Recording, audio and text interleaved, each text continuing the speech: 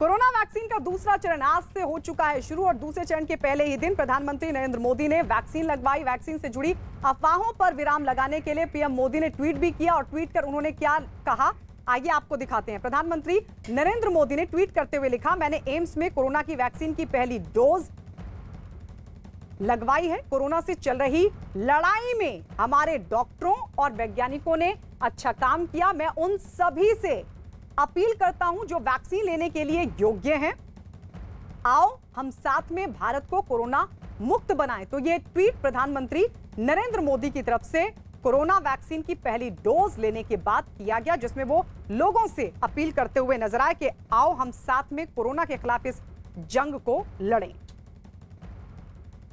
Vaccinate करने के लिए मुझे बुलाया गया था और इधर आने के बाद पता चला कि सर आ रहे हैं। सर से मिलकर अच्छा लगा, सर ने अच्छी बात की है। सर को भारत बायोटेक की कोवैक्सीन दिया गया है फर्स्ट डोज, अभी 28 डेज में सेकेंड डोज पेंडिंग है। पूछताछ की है सर हम कहाँ से है, कहाँ से बिलोंग करते वगैरह, बात हुए सर से और वैक्सीन देने के बाद सर ने बोला लगा भी दिए, पता भी नहीं चला करके। तो ये आप उसी नर्स को सुन रहे थे जब प्रधानमंत्री नरेंद्र मोदी को, ये देखिए वही नर्स पी निवेदा, पुदुचेरी की नर्स जिन्होंने प्रधानमंत्री मोदी को वैक्सीन लगाई, उससे पहले वो तमाम फॉर्मेलिटीज को पूरा कर रहे थे। पूरा प्रोटोकॉल प्रधानमंत्री मोदी ने फॉलो किया है जो एक आम शख्स कर रहा है। अब दूसरे चरण में उन तमाम लोगों को वैक्सीन लगाई जा रही है जो 60 साल से ऊपर के हैं और प्रधानमंत्री मोदी की उम्र भी 60 साल से ऊपर हो चुकी है। ऐसे में अपनी बारी का इंतजार किया। प्रधानमंत्री नरेंद्र मोदी को लेकर सवाल विरोधी उठा रहे थे, कह रहे थे कि क्यों प्रधानमंत्री खुद आगे नहीं आते, क्यों सरकार के मंत्री खुद आगे बढ़कर वैक्सीन नहीं लगवाते। कुछ की तरफ से कहा गया कि हम क्यों वैक्सीन लगवाएं, लेकिन पीएम मोदी ने उस वक्त जवाब देने की बजाय लोगों से अपील की कि भ्रम पर, अफवाहों पर कतई ध्यान ना दें। और जब उनका नंबर आया तो खुद प्रधानमंत्री नरेंद्र मोदी आगे बढ़े और उन्होंने वैक्सीन लगवाई।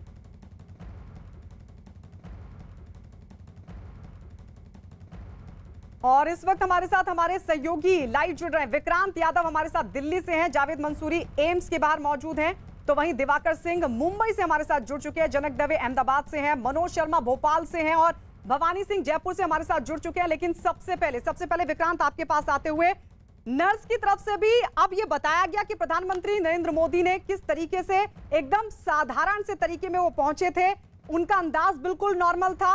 ये तमाम लोगों के लिए संदेश के बिल्कुल डरना नहीं है। प्रधानमंत्री तो बल्कि मुस्कुरा रहे थे जब उन्होंने ये वैक्सीनेशन की पहली डोज ली, वैक्सीन की पहली डोज ली। विक्रांत, प्रधानमंत्री के इस तरीके से जाने में कई संदेश छुपे हुए हैं। सबसे बड़ा संदेश, जो पहला संदेश है, प्रधानमंत्री ने उन तमाम भ्रम, तमाम शंकाओं को दूर किया जो कोवैक्सीन को लेकर के खासतौर से फैलाए जा रहे थे। दूसरा जवाब उन्होंने उन विरोधी राजनेताओं को दिया जो अब तक ये सवाल उठा रहे थे कि प्रधानमंत्री या सरकार के बड़े मंत्री खुद सामने आकर के वैक्सीन क्यों नहीं लगवाते। तो जैसे ही 60 साल से ऊपर की सीमा पर वैक्सीन लगना शुरू हुआ, प्रधानमंत्री सबसे पहले व्यक्ति बने जिन्होंने वैक्सीन लगवाई। तीसरा बड़ा संदेश प्रधानमंत्री ने यह दिया कि प्रधानमंत्री अपने घर से एम्स गए। वो चाहते तो 7 LKM में भी डॉक्टर और नर्स जाते और वहां पर उनको वैक्सीन लगाई जा सकती थी, लेकिन प्रधानमंत्री सामान्य व्यक्ति की तरह एम्स गए और वहां पर उन्होंने टीका लगवाया। इससे आम लोगों को एक ये बड़ा संदेश है कि आप सरकारी केंद्रों पर जा करके वैक्सीन लगवाइए, वहां पर निःशुल्क वैक्सीन लगेगी। देश भर के 10,000 केंद्र हैं जहां पर आज वैक्सीन लगाई जाएगी।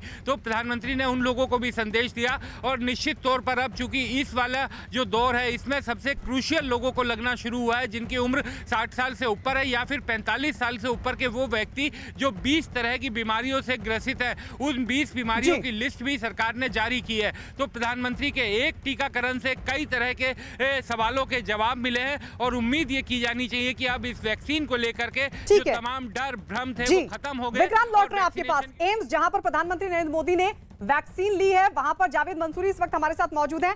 जावेद, शुरुआत तो वहां से भी दूसरे चरण की आज हुई होगी, जरा वहां से अपडेट दीजिए और साथ ही ये भी बताइए कि प्रधानमंत्री नरेंद्र मोदी जब वहां पर पहुंचे उसको लेकर और क्या कुछ जानकारी वहां से मिल पा रही है। देखिए, जो प्रधानमंत्री का दौरा था वो अचानक से हुआ और सुबह करीब 6:25 पर वो एम्स पहुंचे। जैसा विक्रांत बता रहे थे, कोई तामझाम नहीं था, कोई रूट नहीं था। जब ये सीमा आई कि 60 साल से ऊपर के लोग वैक्सीन लगवाएंगे तो पीएम एम्स पहुंचे। इस वक्त हम रणदीप गुलेरिया के ऑफिस के बाहर मौजूद हैं, जो डायरेक्टर एम्स के, वो भी उस वक्त वहां पर मौजूद थे। क्या परिस्थितियां रही, उनका इंतजार हो रहा है कि वो इस पर आकर बयान देंगे। लेकिन जिस तरह से पीएम खुद एम्स पहुंचे हैं, आज वैक्सीन उन्होंने लगवाई, एक बड़ा संदेश उन्होंने देने की कोशिश की है। लगातार जो भ्रम वैक्सीन को लेकर फैल रहे थे उसको दूर करने की कोशिश की है और सबसे पहले वैक्सीन लगवाई है भारत बायोटेक की लगवाई है, जिसको लेकर सवाल विरोधी लगातार खड़े कर रहे। तो एक बड़ा संदेश पीएम ने दिया है। एम्स में किस तरह से ये पूरा प्रोसेस अब आगे बढ़ेगा, पीएम के जो उन्होंने आज वैक्सीन लगवाई है उस पर किस तरह की परिस्थिति रही, उस पर तफसील से और विस्तार से बात करने के लिए हम रणदीप गुलेरिया का इंतजार कर रहे हैं। वो आएंगे, वो भी अपने दर्शकों को हम सुनवाएंगे। लेकिन आज जिस तरह से 60 साल से ऊपर के लोगों को और 45 साल से वो ऊपर के वो लोग जिन्हें गंभीर बीमारी है उनके लिए वैक्सीन आज से शुरू हो गई है।